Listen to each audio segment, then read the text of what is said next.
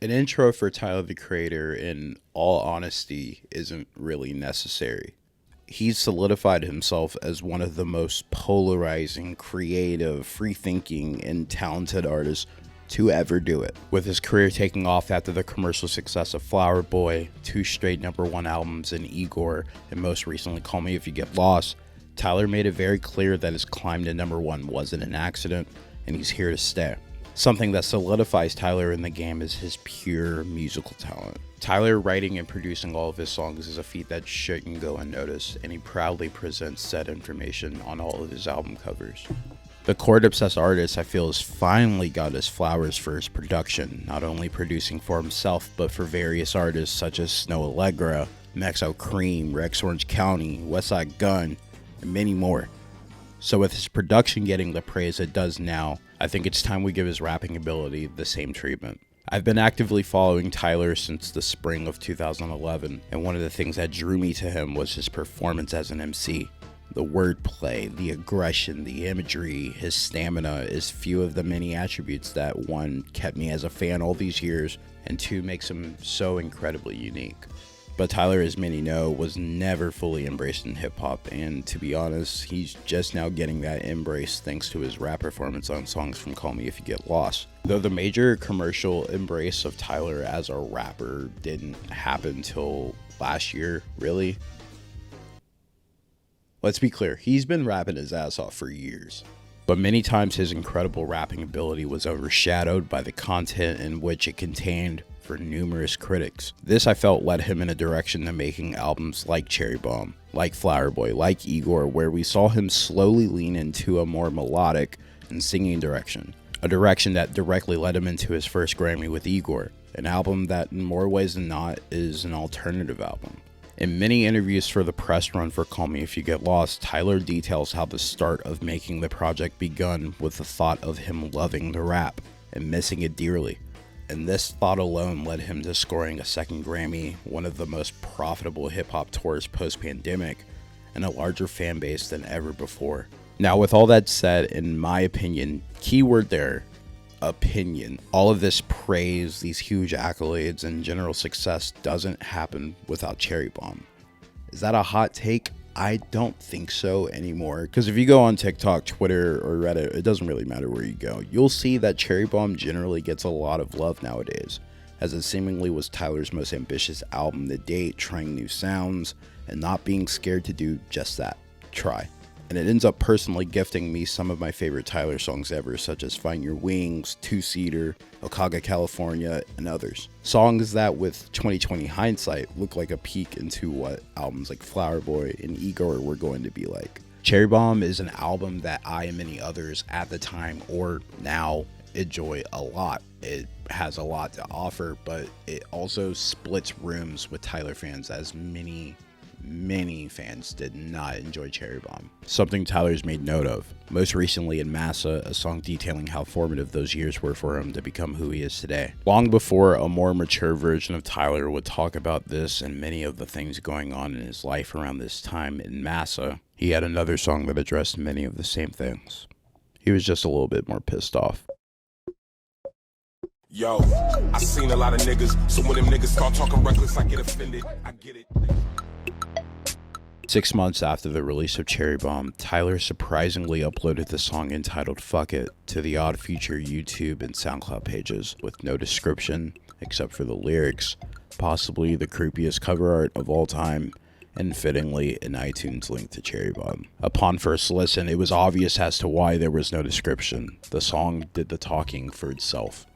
Tyler, who at the time was known for his rather brash and blunt lyrics, still had the ability to turn heads, and the song did nothing but highlight not only his brutal honesty, but ability as an MC. 2014 through 2015 was a weird time for Tyler. The ongoing issues he was having as an artist in the public eye was coming to a head as groups from New Zealand, Australia, and the UK all banned or made it hard for him to gain entry for him possibly being a threat to public order. This not only stopped him from performing to many fans at huge festivals, but also hurt him personally because he thought the treatment was that of a terrorist. With those situations going on, the lukewarm, the cold response from many, the Cherry Bomb, the end of Odd Future creeping into reality, To put it simply, Tyler was angry, and the only way he knew how to express that anger was to record. Yo, I seen a lot of niggas, so when them niggas start talking reckless, I get offended. I get it, they try to keep an image, but look real closely at the pictures and you see that they chameleons. How you doing? You in the motherfucking building? Nigga, I'm an architect, got another crane and I don't know if I'm a parking shit. You ain't even start one yet, fuck off my property. Tell I stray I'm sneaking in with a mic in my damn hand instead of the vegetables that I packed in my backpack. When Marshall had this problem, what the fuck was they telling them? Is it cause of status or his melanin lacks black? Tyler comes out the gate sending shots to the people in his life that once appeared as friends but showed true colors behind his back, likening their fake behavior to that of a chameleon changing colors. He goes on making a clever line regarding him being the architect behind all things to that point, and that his competition, for lack of better terms, hasn't even built anything in comparison to him. He voices his first grievance with the lobby groups that ultimately kept him from going to Australia for years, begging the question of why haven't artists like Eminem been treated like Tyler. Eminem, who in his earlier works was met with controversy for his often violent and misogynistic content, was never really treated in a manner like Tyler, begging another question of if race is the reason that Tyler has been getting the shittier end of the stick. Tyler continues to voice his frustration, saying, I think people love to be mad. How can I be misogynist? I love titties and ass. How can I be homophobic when my boyfriend's a and we've been hiding in the closet like I'm passionate fashion?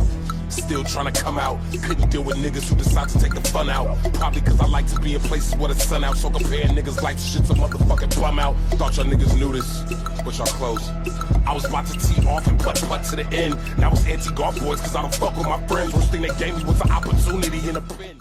Tyler has always had a way with his words. And here his word choice for shutting down theories of him being homophobic and misogynistic is done in such a manner that can only leave you laughing. This part of the song would become reference for fans who were beginning to question if Tyler was a part of the LGBTQ community, following certain lines and songs from Flower Boy in 2017. Tyler in recent years has been more candid about his sexuality on records, and as a supporter of his, it's a great feeling knowing he can be his true authentic self and not really worry about the chatter that follows.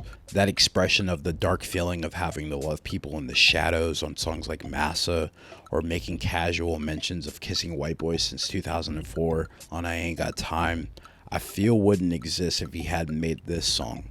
Tyler continues to voice his displeasure with always getting his current work compared to his older, darker content. He was headed in this new, lighter direction, and a number of fans often let him know that they weren't into it. He uses a very small yet clever line to explain how he thought his people were open-minded and would embrace his new direction, but they're closed-minded, unfortunately, likening them to nudists, but they're really closed, meaning he thought they were free-minded, but in reality, they're closed-minded. The anti-golf boy line is fairly self-explanatory. Odd Future was raps, and Tyler was very much so angry at the thought of something he thought would be forever, crumbling in the time span it did. Freedom of speech, my freedom was breathed. Border Patrol put me on streets immediately. For shit I said when I was a virgin repeatedly. Posting no hype beats cause nobody would listen to me. Here, Tyler continues to voice how upset he is with the UK banning situation, detailing the manner in which they turned him away at the border for believing him to be a potential threat for his lyrical content in his past. Child is a product of me, very honest. Left a sense of very different, they didn't want us. They didn't get us, didn't fit enough for they standards. I burst and loud, so they ignored us. You put your life on a child that everybody hates. Now everybody hates Papa despite that Papa's great. But that's your favorite child's boy, that's your favorite one. You got kids, nigga? Nope, I'm talking about the cherry bomb. The next portion is possibly one of my favorite exhibits of Tyler, showing just how talented of a rapper he truly is. Here, using a long-winded metaphor of Cherry Bomb being his child, a misunderstood and hated one at that. The content on Cherry Bomb being so personal to him made the mixed reception to it a little more hurtful. He was hurt that his favorite album wasn't getting the love he wanted it to, because it wasn't as dark and edgy as his past work. Content Tyler said he didn't want to make anymore even if his fans wanted it. Think they hear it, I was feared, deteriorating. Almost sing my spirit to the children, they chill along. Watching them sing the songs, eyeballs aspire for pilots, two-seater, I couldn't steer him wrong. That's why I want them McLaren, couldn't stop at the Beamer. Tyler losing himself, and that nigga turned to a diva. That nigga preaching and wildin', that nigga smiling and breathing, trying to inspire all the little niggas that wanna be him, but fuck that. We want cats, daddy problems, kick, flip, fuck, cupcakes, butt, rape, golf, ring, daddy problems, bag, dad, bike, lake, everything that I hate, plus being sad. Y'all can cry about years, top rap, new albums, golf did $250,000 in about 2 hours. Money ain't the motive, but it is up for discussion. Niggas frontin' niggas, what you think of fucking my production, nigga? Continuing with the narrative of Cherry Bomb being very important to him, he details why, beyond it being his favorite for personal reasons, it's very important to him because of who it can inspire. Discussing how the fear of deteriorating was eating him alive until he saw kids singing his songs, and the fire to inspire was back. Inspiring by talking about the fruits of his labor, he talks about how people are hating on him for that and saying he should change and revert back to what got him there in the first place. But Tyler's about growth at this point in his life, and he's looking in the long run. And something that fuels him is his true fans, especially the young ones, finding their wings and becoming something of themselves. This portion is one of my favorites to listen to, considering how lighthearted it is in comparison to the rest of the song. And with that said, it goes right back into the anger. You the plug, get your cords up. I was writing string sections on my tour bus. They adore me. My little birds be free. Go flap your wings, I encourage it. Look, I wish I had a fucking Xanax problem so you talk about how deep I am. Man, child in the flesh, bitch, I'm Peter Pan. You Captain Hook, 10 motherfuckers will never be the man. I got a motherfucking vision, I don't see your plans. So shut your motherfucking mouth when I be speaking, man. Cause see the only sober nigga that be tweaking, fam. Tyler continues to voice off his grievances, this time zeroing in on the current state of rap. A game focused on the abuse of drugs being deep and meaningful. The line at the time felt like a jab at former co-member of Odd Future, Earl Sweatshirt, who just made his album that had everything to do about drug addiction and his depression. We won't really know if there's any validity to that being about Earl, but at the time it seemed too obvious. Like most of the song, he's very blunt. And then its ending, he's proclaiming everyone shut their mouth while he's speaking because he's the one that has the vision.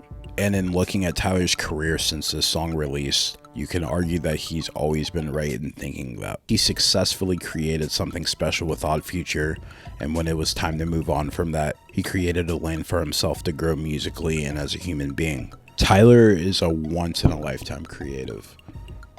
And for most, they didn't start to pick up on that till these recent albums were released. But it goes without saying that the switch for Tyler begun after releasing Cherry Bomb and having the strength to say fuck it when people weren't receptive to it. I don't like rapping like that.